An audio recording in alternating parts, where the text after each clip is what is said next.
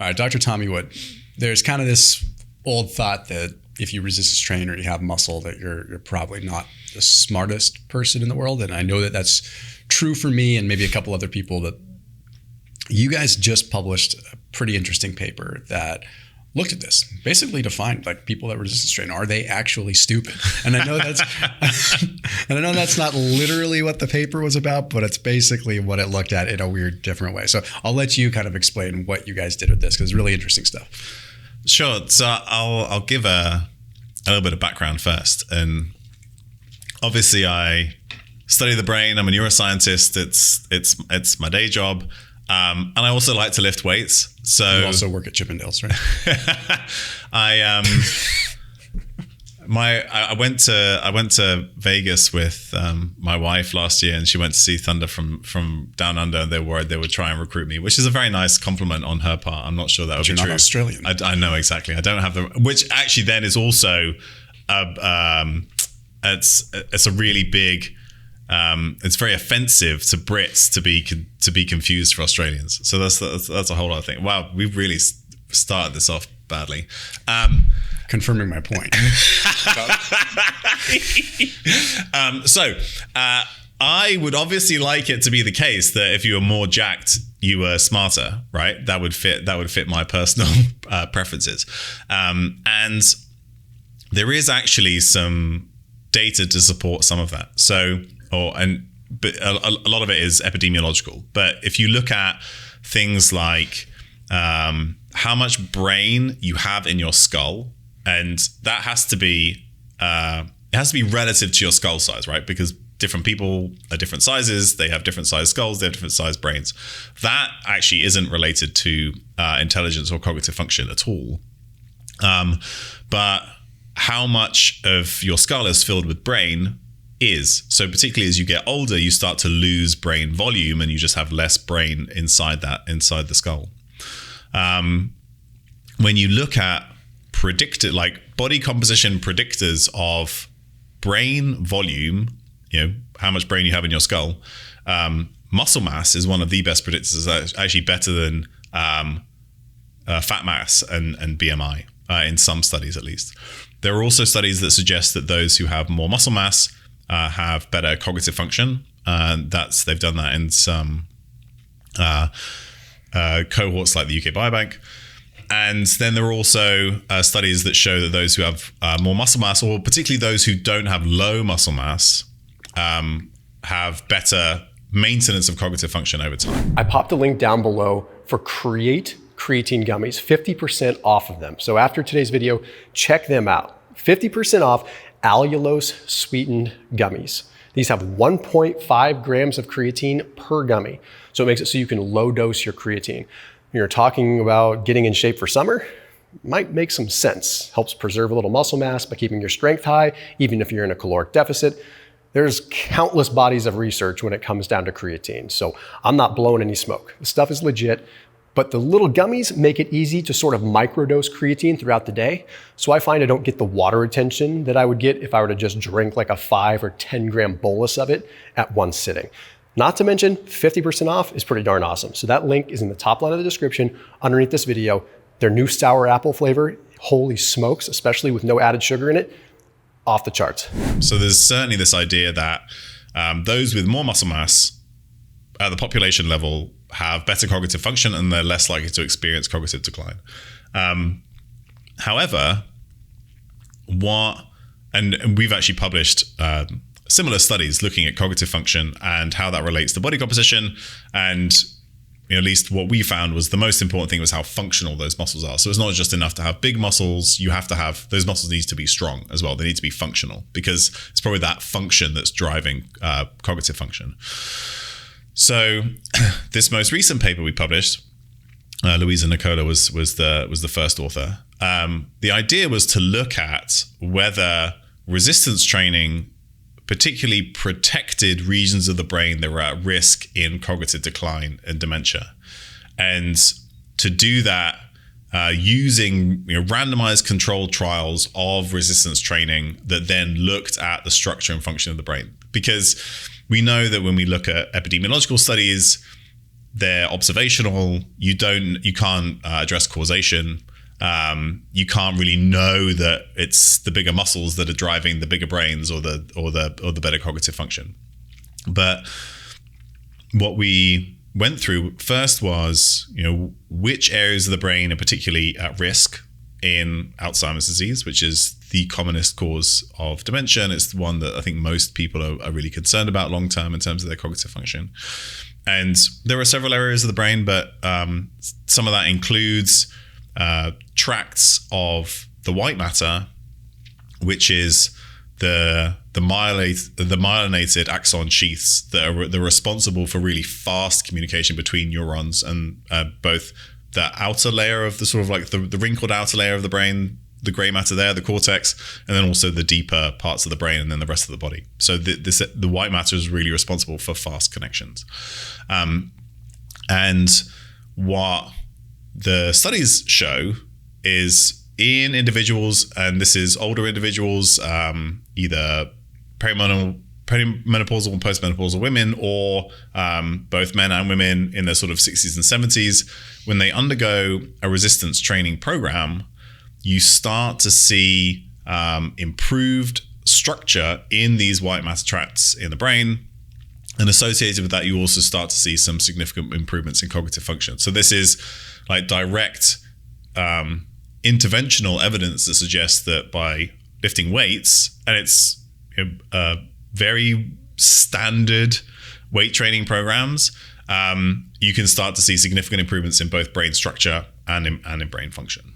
Dang. And that's when you look at that, that's somewhat interlaced also with, we have some evidence metabolically, not just in structure, that resistance training and lactate and whatnot can be supportive of the brain too. So there's some other, so this was much more, was this looking at existing bodies of research and kind of just compiling that data? Yeah. And then there's some other, is there other evidence to support resistance training with the brain as far as metabolic function is concerned? I think I've seen some stuff like that. There's probably multiple ways that this could work and could act, and some of it is probably related to myokine release. We know that as you work the muscles, you're going to release a whole bunch of myokines, including things like brain-derived neurotrophic factor. That seems to be important for maintaining long-term cognitive function and brain structure. We know that as you work the muscles, but also as you start to gain muscle tissue, you have this bigger buffer for blood sugar regulation, and you improve blood sugar regulation. And we know that, because muscle is your most important glucose sink, and we know that blood sugar regulation is critical for long-term cognitive function. And the worse your blood sugar regulation, the higher your HbA1c, the faster your rate of cognitive decline on average. And then another thing could just be the physical, and this is probably related to some of the things that you've seen, is that the physical act of lifting weights, and particularly learning the new skill of lifting weights, like the motor coordination required to perform the exercises, that you're directly stimulating the brain as you learn those skills and as you work those neuromuscular connections. So I think there's multiple levels at which it seems that resistance training can significantly improve brain health. Is there any benefit to, it's going to sound funny, but sort of the straining that comes, and like intracranial pressure, lymphatic clearance, like anything like when you're straining, when you're actually like really working hard? Is there any literature to support that? Because I've kind of thought that before, because like you go in a sauna, our mutual friend Paula, he's talked about like one of the benefits of being in a sauna is you kind of create this intracranial pressure that can help that, which can be good for cerebral spinal fluid and whatnot. So is there possibly a benefit with sort of the straining and the pressure that's created if you're lifting heavy enough, or could it be more detrimental?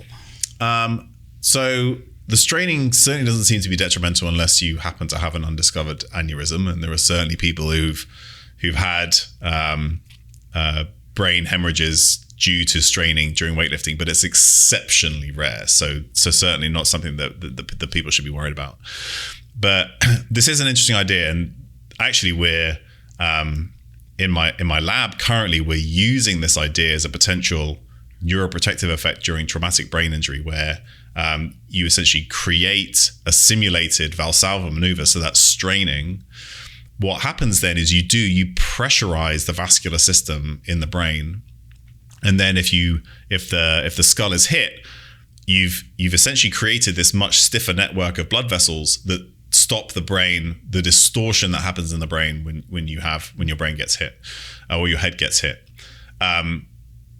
So in that set, and there is already some evidence to support this idea, and we're sort of like developing a device, and we have a model of TBI, or traumatic brain injury, or concussion in my lab that we're using for that. But when you're then thinking about more generally, there's certainly a possibility that this could be beneficial, mainly because one of the most important things long term for cognitive function is vascular function, and the function and health of the blood vessels in the brain. And I mean, also the peripheral body. And there's kind of this old adage that says that what's good for the heart is good for the brain, generally because you have improved vascular function. And that does seem to be the case.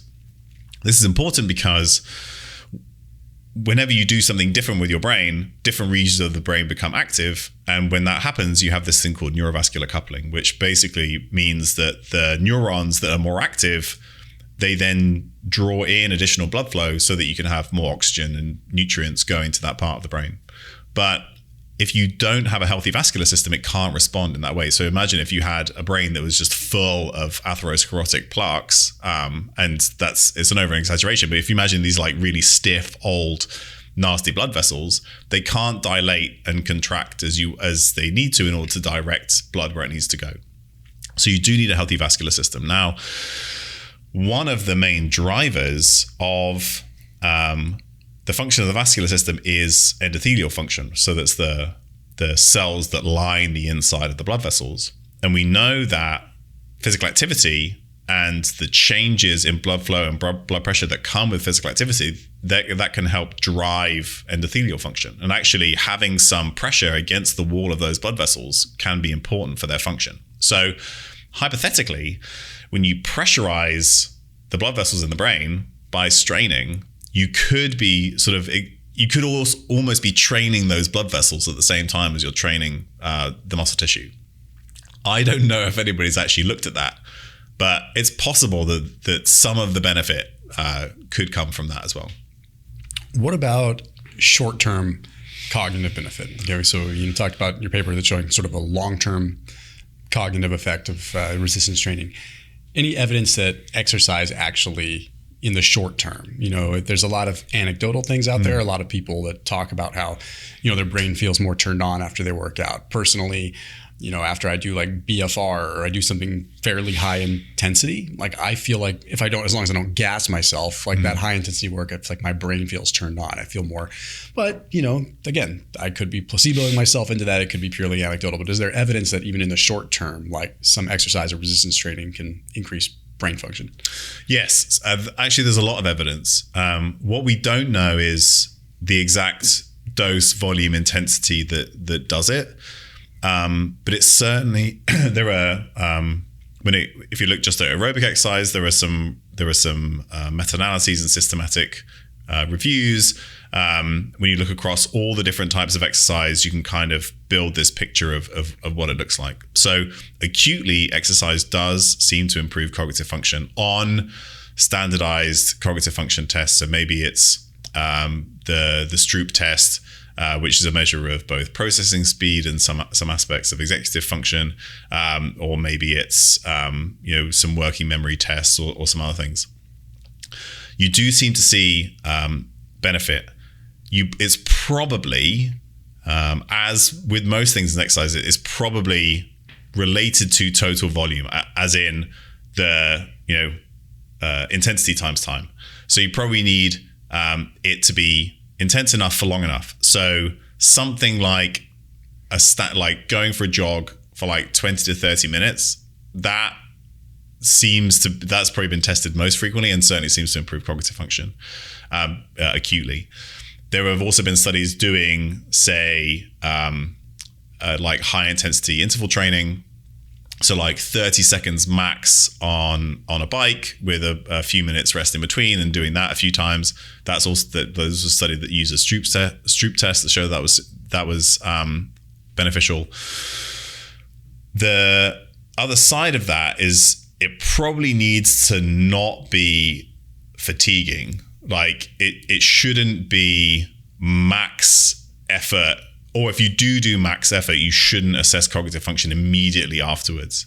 So when you and I worked out before a recording, when we sat down for the first few minutes, my brain wasn't working very well because we did a pretty hard workout. So from my own anecdotal experience, you can see that, but you can also see that from the literature. So when they've done maybe not fatiguing is maybe not the right word, exhausting exercise, when you really exhaust yourself, that acutely may negatively affect cognitive function. But in general, doing lower levels of physical activity, lower levels of exercise it's probably at least 10 to 15 minutes, again, depending on the intensity. Whereas if it was more intense, maybe just like a few short sprints might get things moving. Then you do seem to see significant benefits. Part of it is probably related to, so some of it may be related to the things that get released during exercise, blood flow, all that kind of stuff. But part of it might also just generally be related to how arousal affects performance. So for any specific function, including cognitive functions, your level of arousal. So if you imagine a curve, and people may have heard of the Yerkes-Dodson arousal curve, it's like really popular in sport in particular because it's an important kind of concept. But essentially, along the bottom you have arousal, and on the side, on the y-axis, you have performance. And for complex skills or complex activities, it's a bell shape. So you need some arousal to see optimal performance, but if you're too aroused, it starts to be detrimental. So it's kind of like if you just kind of wake up and you try and do something cognitively difficult, you're going to be at that bottom end of the bell curve. You're not going to perform as well as you might want to. If you slammed 18 espressos and then tried to do something difficult with your brain, you're going to be hyper aroused, and then cognitive function is going to be poor as well. But there's a sweet spot in the middle. So some of it is probably related to all the other magical things that physical activity does, and then some of it is also going to be related to arousal. And the reason why I say that is then because even though they haven't studied, what's the effect of doing a few quick 10-minute sprints or something on cognitive function, that's something that that some of the coaches, so I work in Formula One as primarily in terms of like the athletic world, those kinds of things have been used to kind of, get people in the zone or get drivers in the zone when they have to perform cognitively. That's, driving a Formula One car is primarily a cognitive skill, although physical fitness is important as well. But just those short bursts of activity probably improve function as well, but that may be more related to arousal than related to blood flow and some of those other things. Interesting. So when it comes down to getting you would not want to go more than probably 15, 20 minutes if arousal was sort of your goal in that, right? Yeah. It just seems like even as far as performance in the gym is concerned, I noticed that not just cognitively, but arousal is extremely important. Right? This is being able to mind-muscle connection, being able to if I'm groggy, if I'm not aroused, then that is I'm having a hard time talking about arousal. I've got to be honest. So I thought when you're in the gym, you want to be aroused all the time. All the time. And that's why NoFap is absolutely imperative for your gains. But so it's very difficult because I have a 12-year-old brain. So anyhow, but it's hard to even get things moving. So but it's hard to get the weight up. Oh, wait. There I go again. Anyway, okay. I'm 12 years old. Point is, it's hard even from a physical standpoint. But if you push it too far, then that arousal kind of goes down. Yeah. Right? So it's for me, and that's highly variable. If I definitely have sort of an internal protocol before I film and things like that. Part of it is superstition at this point, where it's I like to do certain things before a longer filming day that I feel enhance my cognitive function. Mm-hmm. It's usually an intense workout, but a short, intense workout where I'm not completely fried afterwards. Yeah. And now that you mention it, I always chalked it up to a metabolic thing. I would do BFR, for instance, because I thought, okay, maybe it's the lactate, and there could be a metabolic reason behind that. But now that I think about it, there's a level of like sort of nociception and like the pain that happens with BFR, where it almost gets you aroused in a weird way because it's a high pain type of movement. Like when you have BFR cuffs on, it's short and it's intense, and that pain is just high enough where you kind of feel on. Right? Yeah. So now I'm almost wondering if it's more that effect, and doing something short that is relatively painful in terms of exertion is like exactly what I need, versus like taxing myself metabolically, which may impede my cognitive performance, 4, 5, 6 hours later. Yeah, that's the nice thing about BFR is you get this, very significant stimulus without a very large like CNS or like overall body metabolic load or demand, and that so that may be a nice sweet spot. I'd like to, I'm a big fan of BFR, so I'd like to think that BFR could be the perfect cognitive enhancer, and it certainly makes sense for why that could be the case, because you sort of can stimulate some of these pathways without generating this significant overall fatigue that would last for long periods of time, if compared to say a very intense sprint session on the Echo bike or something like that. Yeah, our mutual friend Paulie is kind of the one that turned me on to looking at BFR differently, because I mean, as a lactate is a signaling device for hypertrophy and all that stuff. That makes sense, and that could be one of the reasons why BFR is good for hypertrophy, possibly. But I think some of his theories on just like almost getting you to failure faster, and sort of that, it almost makes more sense. It's like you're able to get to failure and reach, in some ways, that pain / kind of even arousal, just like it wakes you up in that sense, faster without the metabolic drain. Yeah. Right. Like you've achieved failure significantly faster, albeit it comes at a cost of being painful. And that's why it's, not for everybody too, because it doesn't exactly feel good. Anyhow. So, I mean, that's my weird protocol. I often, when I travel, particularly to give talks and things like that, I'll usually do some BFR before I get on stage. It's mainly to make my guns look better in a t-shirt. But I do notice that it helps you get switched on without having to be a more broadly strenuous kind of workout. Yeah, and without being a sweaty mess. So it's just interesting because this discussion has given me a different spin on it, because it wasn't always repeatable if it was something that was just intensity based. Like sometimes it would backfire. If I would say, okay, I'm going to go run some intervals or something like that. Like, 7 times out of 10, I get lifted up out of it. But those 3 times, it's like, okay, now the whole filming day is ruined because I'm just like, this just pushed me over. Yeah. But now that I think of it, it's like, it's just about getting the right dose to kind of get that arousal and kind of wake you up a little bit. That makes a lot more sense. Yeah. Dr. Wood, where can everyone find you?